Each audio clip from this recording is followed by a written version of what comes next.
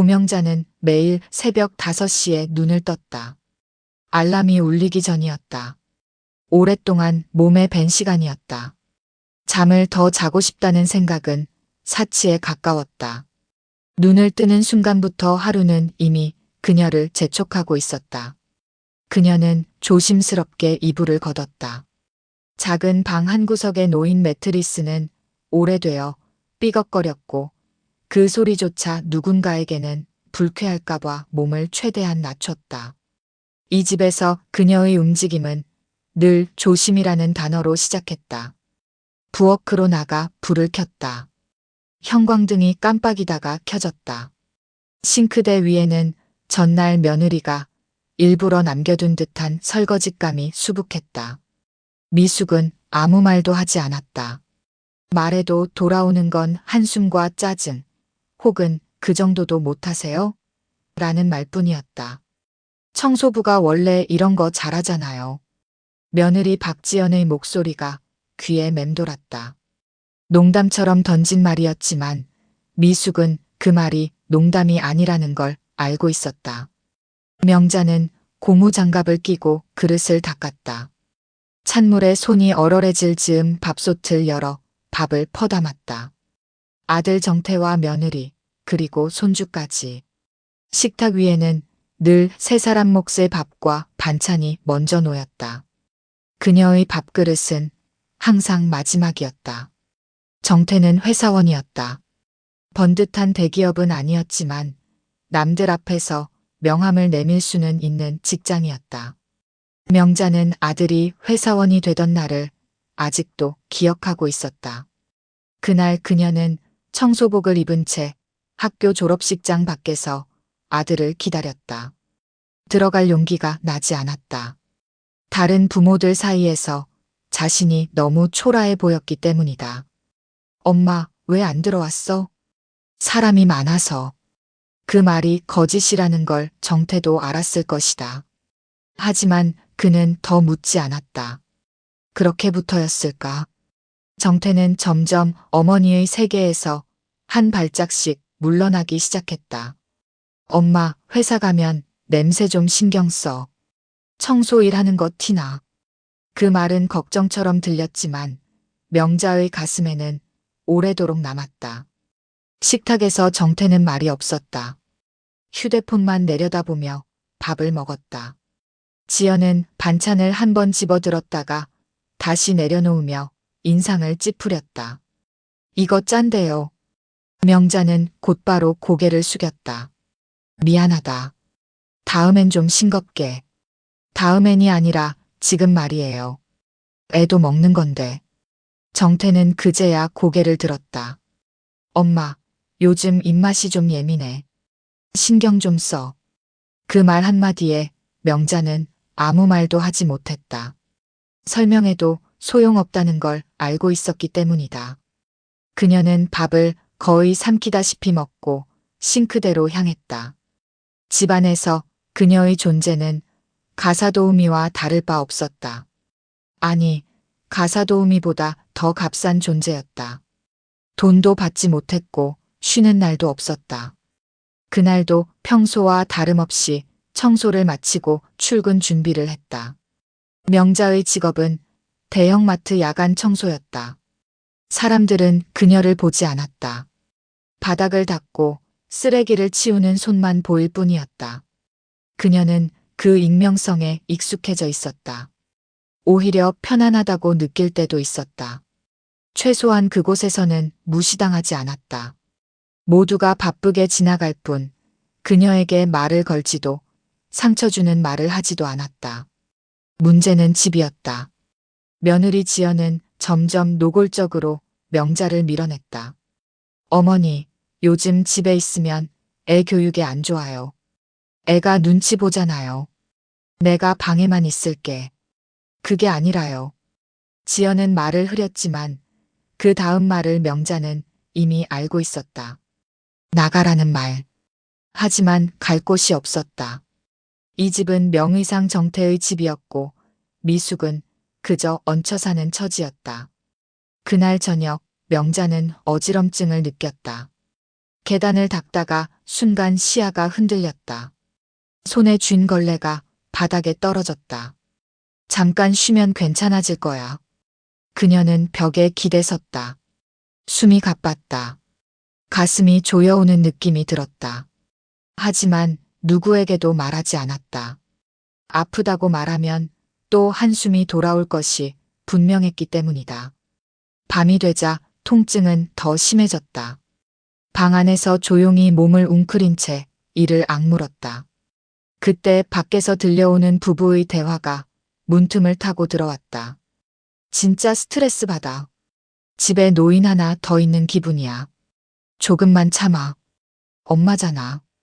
그러니까 더 싫은 거야. 남들 눈에 보이는 것도 아니고. 명자는 귀를 막았다. 하지만 말들은 머릿속에서 계속 울렸다. 그녀는 자신이 이 집의 짐이 되었다는 사실을 부정할 수 없었다.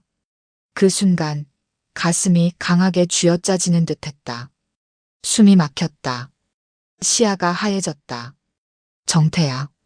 그녀는 작은 목소리로 아들의 이름을 불렀지만 소리는 문 밖까지 닿지 못했다.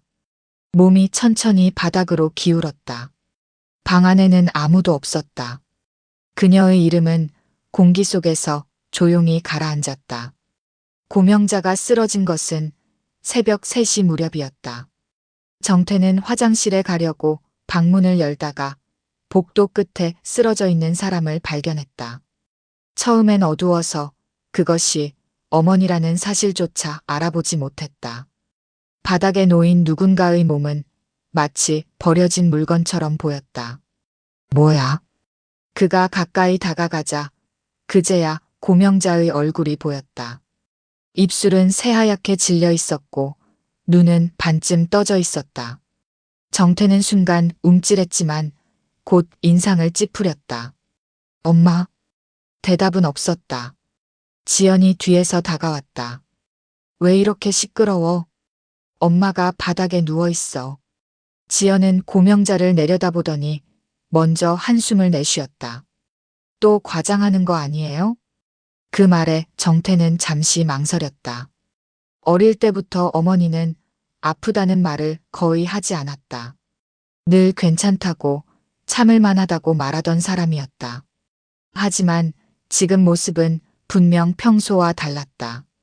정태는 119에 전화를 걸었다.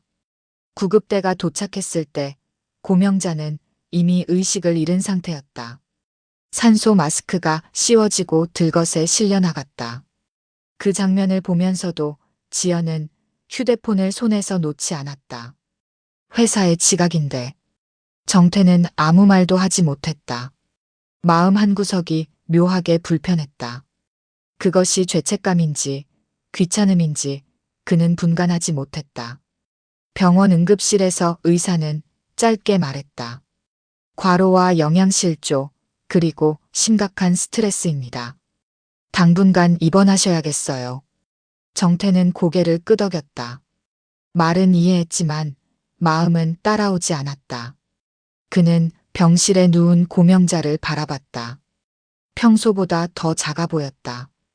침대 위에서 그녀는 마치 한없이 줄어든 사람 같았다. 이렇게까지 될 줄은 몰랐네. 지연이 낮은 목소리로 말했다. 그러게요. 그래도 병원에 계시면 좀 편하시겠죠. 집에 계시는 것보단. 그 말에는 걱정보다 안도감이 섞여 있었다. 고명자는 이틀 동안 깨어나지 않았다. 정태는 회사에 나갔고 지연은 병원에 한 번도 오지 않았다. 간호는 대부분 병원 직원들의 몫이었다. 셋째 날 아침 고명자는 천천히 눈을 떴다. 천장이 낯설었다. 소독약 냄새가 코를 찔렀다. 몸을 움직이려 했지만 팔에 힘이 들어가지 않았다. 정태야. 그녀는 무의식적으로 아들의 이름을 불렀다. 하지만 병실에는 아무도 없었다. 간호사가 들어와 물었다. 보호자분은요? 고명자는 잠시 말을 잃었다가 고개를 저었다. 회사에 다니고 있어요. 그 말은 변명이자 습관이었다. 언제나 아들의 부재를 대신 설명해 주던 말. 그날 오후 정태가 잠깐 병실에 들렀다. 엄마, 괜찮아? 고명자는 고개를 끄덕였다. 괜찮지 않았지만 그렇다고 말할 수 없었다. 당분간 병원에 계셔야 한대. 회사 때문에 자주 못 올 수도 있어. 괜찮다. 그 대답은 반사적이었다. 정태는 더 머무르지 않았다. 그는 어머니가 살아있다는 사실보다 아직 해결해야 할 일들이 많다는 생각이 먼저였다. 그날 밤 고명자는 혼자 병실에 누워 오래전 일을 떠올렸다. 자신이 왜 이 집까지 오게 되었는지, 왜 아들에게조차 조심스러운 존재가 되었는지, 그리고 한 사람의 얼굴이 떠올랐다. 오래전 자신과 이혼하고 떠났던 남자. 정태의 아버지. 그는 떠날 때 아무 말도 하지 않았다. 사람들은 그를 무책임한 남자라 불렀다. 아이를 두고 나간 아버지, 아내를 버린 남자. 하지만 고명자는 알고 있었다. 그가 떠난 이유를. 그날 병실 복도 끝에서 누군가 고명자의 이름을 조용히 불렀다. 명자야. 그 목소리는 너무도 오래되어서 처음엔 기억 속에서 울리는 줄 알았다. 하지만 문이 열리고 한 남자가 병실 안으로 들어왔다. 그는 늙어 있었지만 눈빛만큼은 예전 그대로였다. 고명자의 눈이 커졌다. 여보. 그 남자는 잠시 숨을 고른 뒤 말했다. 오랜만이다. 병실의 불은 어둡게 낮춰져 있었다. 고명자는 천장을 보고 누운 채 한동안 아무 말도 하지 않았다. 말을 꺼내는 순간 그동안 봉인해 두었던 시간이 한꺼번에 쏟아질 것 같았다. 정태한테는 말하지 마. 그녀가 먼저 입을 열었다. 그래. 남자는 망설임 없이 대답했다. 그 아이는 아직 내가 나쁜 사람으로 기억하는 게 편할 거야. 명자는 고개를 저었다. 아니, 그게 아니라 내가 버틴 이유가 무너질까봐. 그는 조용히 숨을 들이켰다. 명자야. 내가 나와서 산 건 도망이 아니야. 그 말에 명자의 손끝이 떨렸다. 그 시절 고명자는 며느리라는 이름으로 존재하지 않았다. 그저 아들 낳은 여자이자 말 잘 들어야 하는 사람이었다. 시어머니는 늘 말했다. 참아. 여자는 다 그렇게 사는 거야. 밥상에서는 늘 마지막이었다.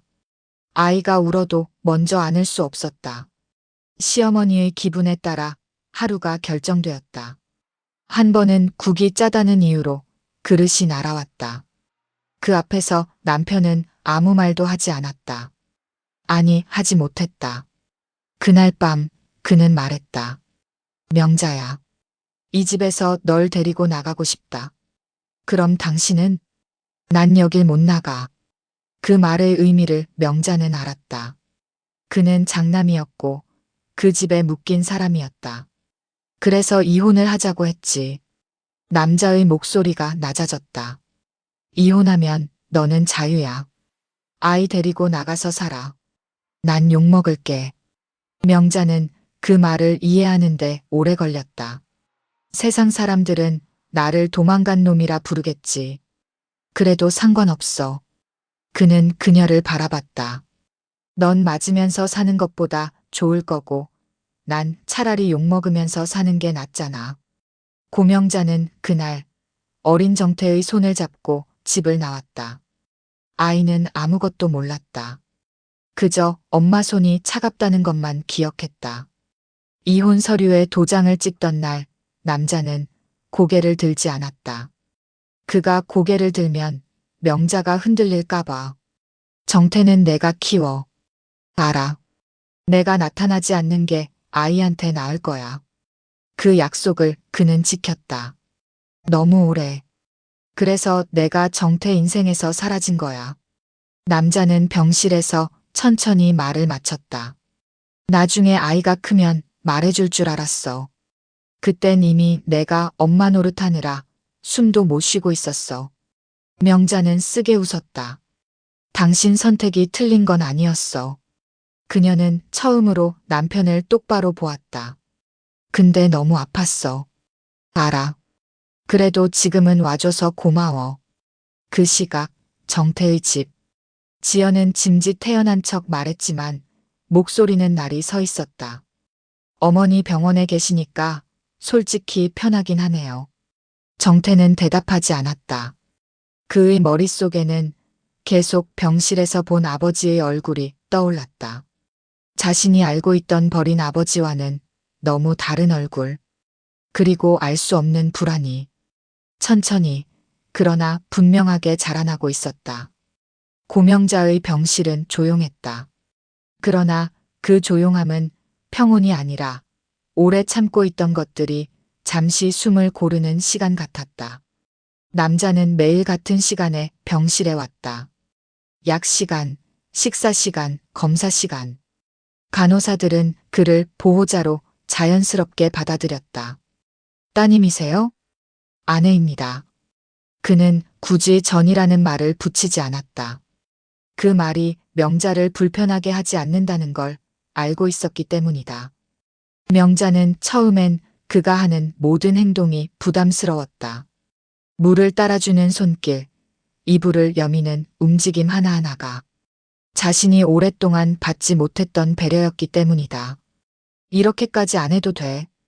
해주고 싶어서 하는 거야. 그 말에 더 이상 거절하지 못했다. 정태는 점점 병원의 발길을 끊었다. 이유는 분명하지 않았다. 아버지와 마주하는 것이 불편했고 어머니가 더 이상 자신에게 매달리지 않는 것 같았기 때문이다. 그 변화는 명자에게도 느껴졌다. 예전 같았으면 아들이 오지 않는 병실에서 마음을 졸였을 것이다. 회사에서 바쁜가 보다라며 스스로를 달랬을 것이다. 그러나 이번에는 달랐다. 정태, 오늘은 안 오나 보네. 그녀는 담담하게 말했다. 그래도 괜찮아. 그 말은 연습이 아니라 진심이었다. 한편 남자는 조용히 움직이기 시작했다. 정태 부부가 어떤 삶을 살고 있는지, 어머니에게 어떤 말을 했는지, 병원에 쓰러지기 전까지 어떤 상황이었는지. 그는 캐묻지 않았다. 대신 기록했다. 명자가 야간 청소 일을 했다는 것, 생활비를 받지 못했다는 것, 며느리의 말 한마디 한마디. 청소부니까 잘하잖아요. 집에 계시면 애 교육에 안 좋아요. 명자는 말하면서도 몰랐다. 그 말들이 얼마나 잔인한지. 이런 말 흔한 거지. 그가 고개를 저었다. 아니다. 이건 학대다.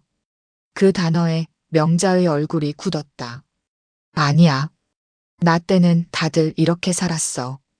그래서 내가 이렇게 된 거다. 그는 단호했다. 정태의 집에서는 균열이 커지고 있었다. 어머니가 없자 집은 엉망이 되었다.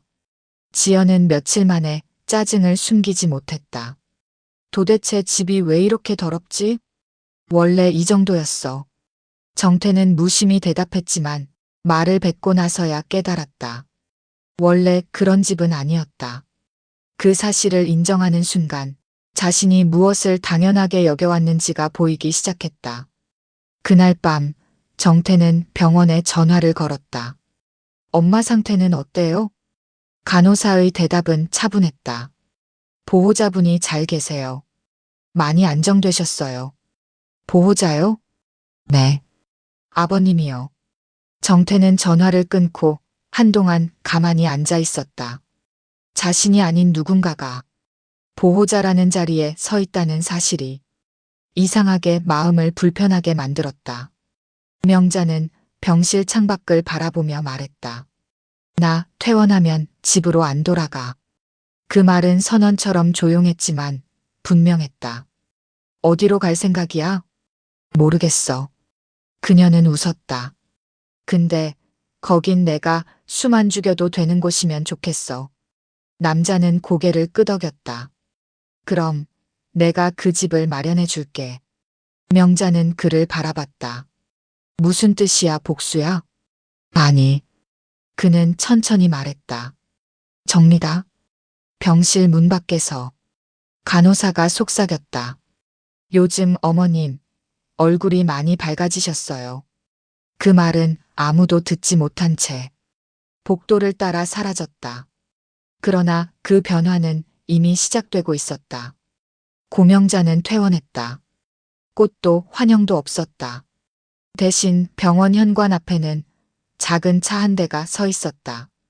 남자가 운전석에서 내려 조용히 문을 열어주었다. 여기서부터는 내가 선택해. 그 말이 명자에게는 이상하게 따뜻하게 들렸다. 누군가가 처음으로 그녀에게 결정권을 건네는 순간이었다.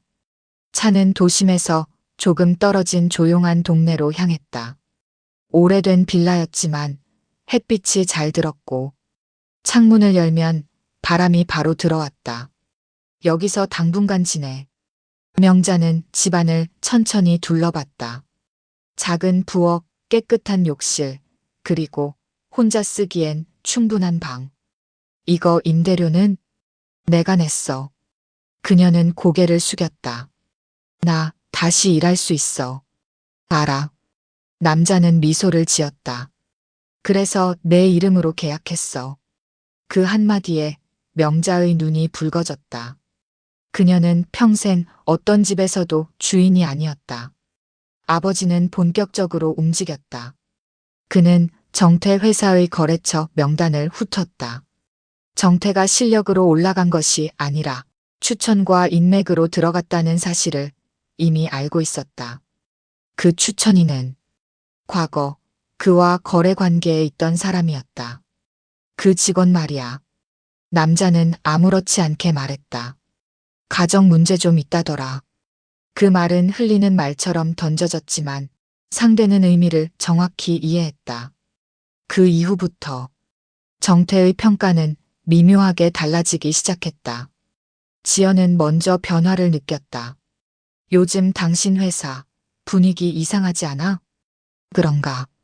정태는 대수롭지 않게 넘겼지만 보고서가 반려되는 횟수가 늘었고 회의 자리에서 그의 발언은 자주 끊겼다. 누군가가 말하진 않았다. 하지만 보이지 않는 선이 생겼다. 명자는 다시 일을 시작했다. 이번엔 주간 청소였다. 야간이 아니었다는 사실만으로도 몸이 덜 상했다. 어머님, 얼굴이 좋아지셨어요. 동료의 말에 명자는 웃었다. 그런 말 처음 들어보네. 그 웃음은 억지로 만든 것이 아니었다. 정태는 결국 병원을 찾았다. 그러나 병실은 비어 있었다. 간호사가 말했다. 이미 퇴원하셨어요. 보호자분이 다 처리하셨어요. 보호자요? 아버님이요. 정태는 병원 로비에 서서 한참을 움직이지 못했다. 그동안 자신이 아들이었던 적이 있었는지 처음으로 생각하게 된 순간이었다. 그날 밤 지연이 불쑥 말했다. 당신 아버지 뭐 하는 분이야? 정태는 대답하지 못했다. 그는 아버지에 대해 아는 것이 거의 없었다. 그저 도망간 사람이라는 말만 기억하고 있었다. 명자는 저녁을 먹다 문득 말했다. 나 정태 미워하지 않아. 남자는 젓가락을 내려놓았다. 그래도 된다. 그래도 이제 그의 선택은 그의 몫이야. 그녀는 창밖을 바라봤다. 나는 내 인생 살 거야. 그 시각 정태의 집에서는 전기세 고지서가 테이블 위에 놓여 있었다. 청소해줄 사람도 밥을 차려줄 사람도 없었다. 지연이 말했다. 어머니 없으니까 진짜 불편하네. 정태는 대답하지 않았다. 그는 처음으로 잃어버린 것을 계산하고 있었다. 정태는 결국 아버지를 찾아갔다. 주소를 알아내는데 오래 걸리지 않았다. 이상할 만큼 주변 사람들이 쉽게 알려주었기 때문이다. 마치 이미 올 걸 알고 있었다는 듯이 남자는 문을 열어도 놀라지 않았다. 왔냐? 그 한마디에 정태는 순간 말문이 막혔다. 분노로 시작하려던 마음이 예상치 못한 담담함 앞에서 힘을 잃었다. 왜 우리 집에 손댔어요? 정태의 목소리는 떨렸다. 손댄 적 없다. 남자는 천천히 말했다. 난 내가 한 걸 그대로 돌려줬을 뿐이다. 무슨, 내가 어머니를 사람 취급하지 않은 것처럼 사람들이 이제 널 평가하지 않을 뿐이다. 그 말에 정태는 아무 말도 하지 못했다. 그날 밤 정태의 회사에서는 인사이동 공지가 떴다. 이동이 아니라 밀려난 자리였다. 누구도 이유를 설명하지 않았다. 지연은 그제야 불안을 숨기지 못했다. 이거 아버님이랑 관련 있는 거 아니야? 정태는 고개를 저었다. 그러나 자신조차 확신하지 못했다. 명자는 작은 집에서 처음으로 혼자 저녁을 차렸다. 밥은 많지도 적지도 않았다. 남길 필요도 눈치 볼 이유도 없었다. 식탁 위에는 고명자라는 이름이 적힌 우편물이 놓여 있었다. 그녀는 한참 그 봉투를 바라보다가 조용히 말했다. 내 이름 이렇게 보는 거 참 오랜만이다. 그 이름을 불러주는 사람이 너무 적었다는 사실이 문득 떠올랐다. 정태는 결국 어머니를 찾아왔다. 문 앞에서 오래 서 있었다. 배를 누르기까지 몇 번이나 손을 내렸다 들었다. 문은 바로 열렸다. 왔니? 명자의 목소리는 차분했다. 엄마. 정태는 고개를 숙였다. 미안해. 그 말은 처음이었다. 명자는 그를 바라보다가 말했다. 사과는 내가 받을 준비가 됐을 때 하는 거야. 그녀는 문을 완전히 열어주지 않았다. 오늘은 아니야. 그 말은 거절이 아니라 경계였다. 아버지는 멀리서 그 모습을 지켜보고 있었다. 개입하지 않았다. 그는 이미 할 일을 다 했다. 그날 밤 그는 명자에게 말했다. 이제 진짜 끝이야.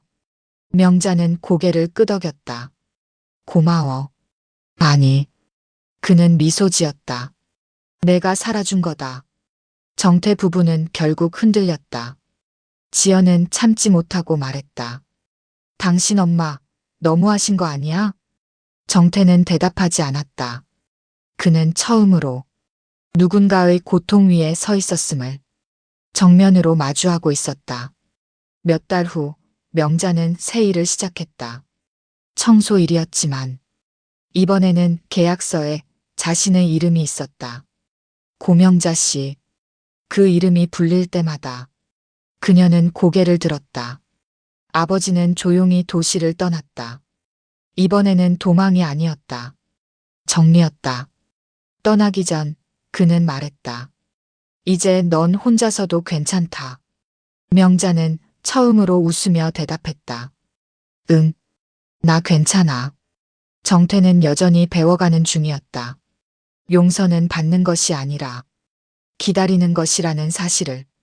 고명자는 창문을 열었다. 바람이 들어왔다. 이제 그녀는 누군가의 어머니이기 전에 고명자였다. 그리고 그 이름은 더 이상 바닥에 남아있지 않았다. 오늘 영상 어떠셨나요? 다음엔 더 재밌고 감동적인 영상으로 다시 만나요. 좋아요와 구독은 영상 만드는데 큰 힘이 됩니다.